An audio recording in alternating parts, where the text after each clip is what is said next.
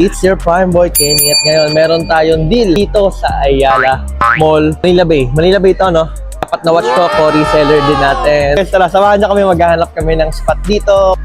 Tara, samahan niyo na lang kami. Takis mamaya, let's go! Ay guys, papunta tayo ngayon sa Zeus Coffee. Brother, papunta na rin. Baka niyo kung sino siya, baka napapanood niyo na rin siya sa mga vlogs niya, di ba? Kaya tara, let's go! Ayun guys, sa Zeus Coffee kami ngayon and waiting kami kay client. Tapos order kami, napakasarap na guys. Ano yung order natin? Matcha latte guys. Hindi naman siya nakabawas sa pagkalala. Sarap legit. Naanapahan itong lasa. Iba yung buong pagkatao. Tama na yung usapan mo, matcha. Sunod na tayo sa deal. Let's go. So pala brother, finest watches. Kung gusto niyo ng finest shot, naghanap kayo ng mga watch repair around. Any naman, around Seiko 5. Seiko 5. Kasi si Papa is retired Seiko na rin.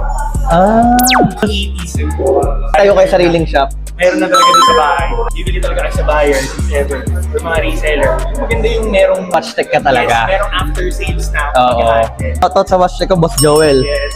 Hindi nyo kailangan ng watch tech ko. Ito kayo sa finest touch natin. Yes, guys.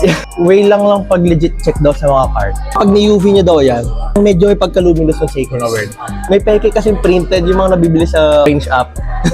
Kahit anong ilaw mo dyan, walang mangyayari. Pero pag inilaw mo ng blue light ng ganito, angat yung Seiko.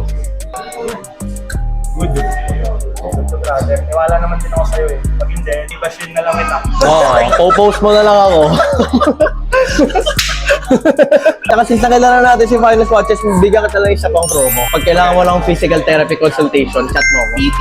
Kasi guys hindi naman sa magmamayabang, tapos na natin ang doctorate degree natin guys. Kaya, tapos lang. Good. Gawin natin the Prime Clinic. Ay, ngayon talaga favorite ko eh. Favorite mo naman eh. Ito naman gusto niya yung Batman. Black, blue. Parang bias record Black ito ah. din. Hala, naging K-pop.